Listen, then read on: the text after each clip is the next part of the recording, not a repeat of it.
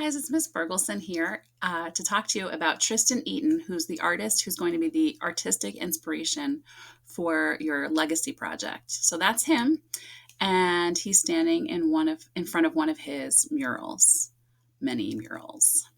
He was born in 1978, so he's a contemporary artist. He's American, although he has lived in some other cities like London. And this is one of his murals, which you may even have seen. It's in Little Italy in New York, and it's obviously of the Statue of Liberty. And I put in a few different pictures of it so you could see it finished just as its own artwork on the left. And then you can also see the scale of it on this actual building, and you can see him working on it on a cherry picker, right? So obviously it's all very carefully laid out.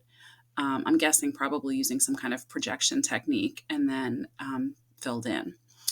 So he started out as a street artist, so doing more graffiti type stuff when he was growing up in LA, and then actually became a toy designer, which is pretty cool, and then did some advertising, and now primarily is known for his murals, which people now pay him to do, and also for his large scale paintings. So sometimes he works on the side of buildings, sometimes he works on canvases.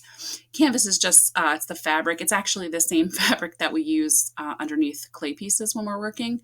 But if it's stretched out over basically like a wooden frame so that it's taut, it's tight, that's a surface that painters traditionally paint on.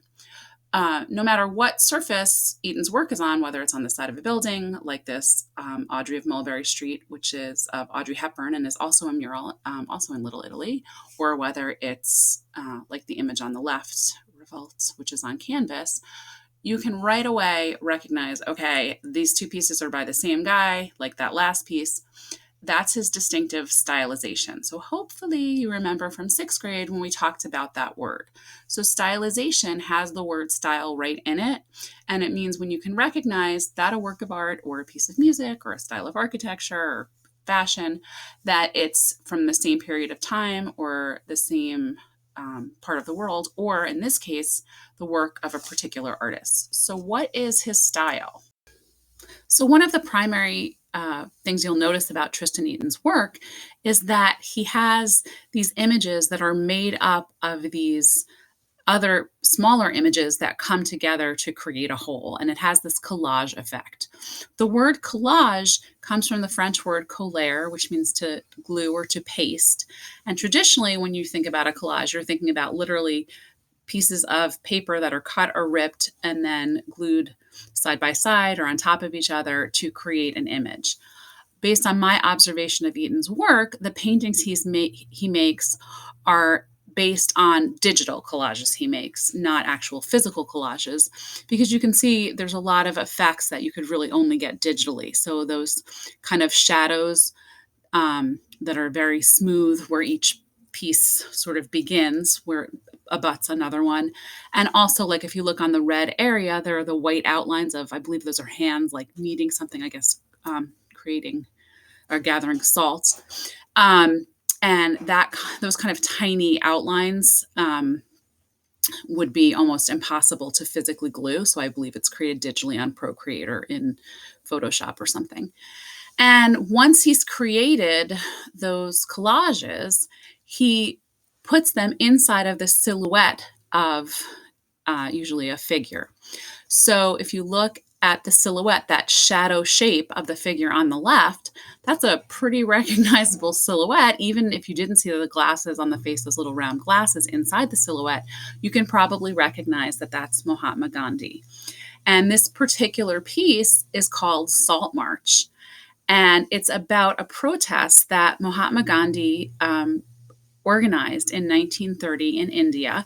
And Gandhi is considered sort of the father of nonviolent protest and civil disobedience as a means of getting political change to happen.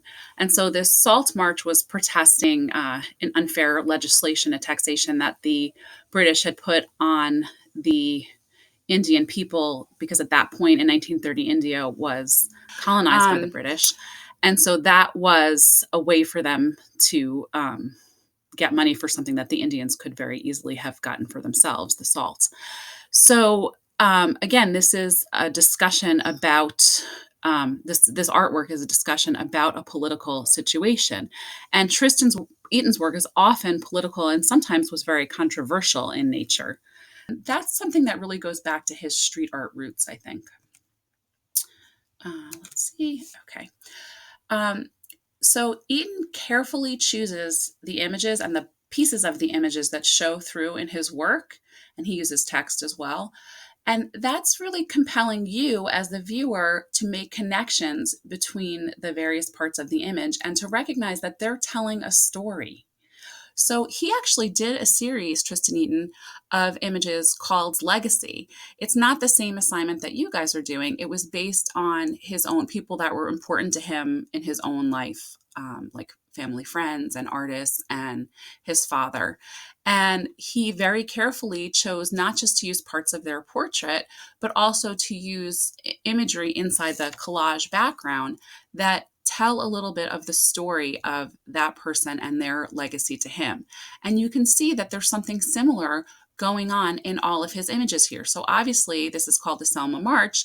This is about the Selma March in 1965 that was a major part of the civil rights movement and really led to the passage of the Voting Rights Act, which was a key piece of legislation for the civil rights movement.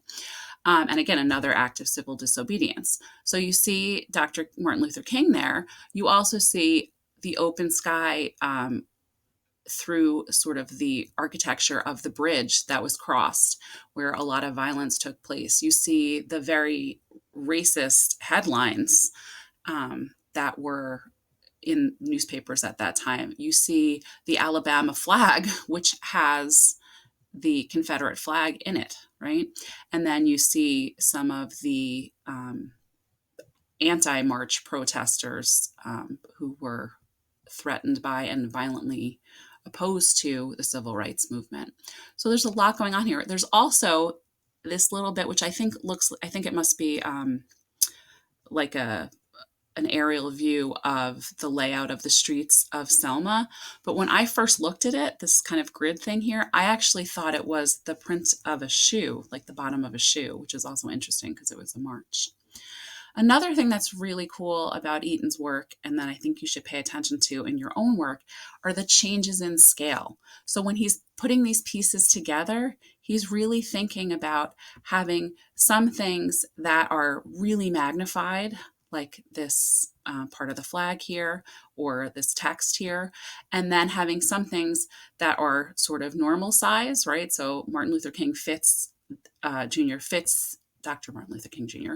fits the size of his silhouette perfectly. And then you have all of these kind of scary dudes inside the silhouette of this other guy, so they're much smaller. So having that change in scale, that change in the relative size of images, and of course having the contrast of black and white images with vividly colored images creates a lot of visual interest. It really draws you into his pictures, his paintings, and it makes them feel very energetic. So Eaton was clearly influenced by pop artists from the 1960s. So this is actually a painting by a different artist named James Rosenquist.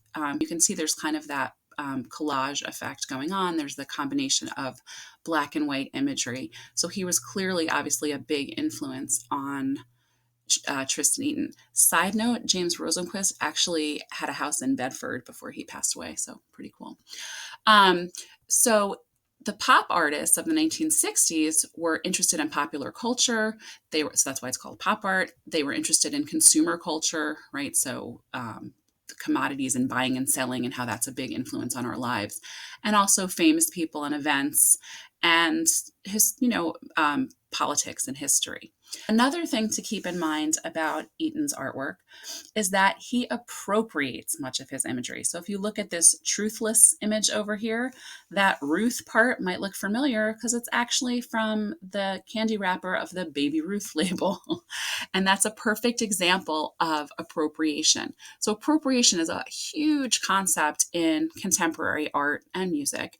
And it means when you take imagery or anything from another source and you incorporate it into your own work.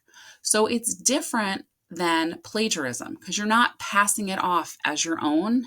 It's kind of pretty obvious, like, oh, that's the Baby Ruth sign. He's not pretending that he invented that. He's kind of nodding to consumerism and what that has to do with the idea of truth. That's kind of the idea of his whole painting. So artists are appropriating images and appropriating styles, like he appropriates some of the style of James Rosenquist. That's what artists are doing all the time. And musicians do it too. Every time a musician samples another piece of music, that's a kind of appropriation. Sometimes there are issues with copyright and they have to get permission, depending on if something's in the public domain or not, depending on how long it's been available.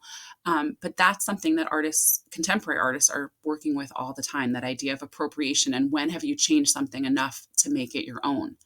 Another thing to keep in mind is that you don't have to worry about appropriation because you're making a piece of art for an educational purpose. So it's not, when you're borrowing images, you don't have to be concerned about that. It's more for artists that are promoting their work at a much higher level. So here are my tips for your legacy project, okay? Things that I think you should keep in mind when you start following the amazing video tutorials that Miss Brooks put together for you. They're really incredible. So when you're choosing a portrait of your chosen reformer, look for an image that's simple. Not a ton of stuff going on in the background that's going to be distracting.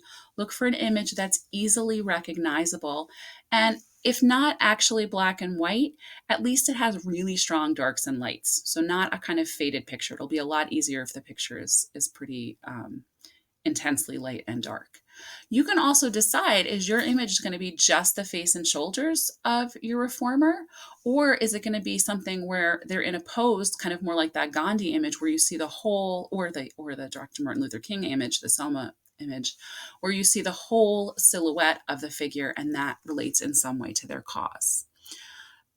For your collage background, when you're finding images that relate to your reformer and their cause, you want to choose images that tell parts of their story connected to their legacy, not just their life. So you really want to think about what has been the profound impact of this person and what visuals can I find to collage together to tell that story.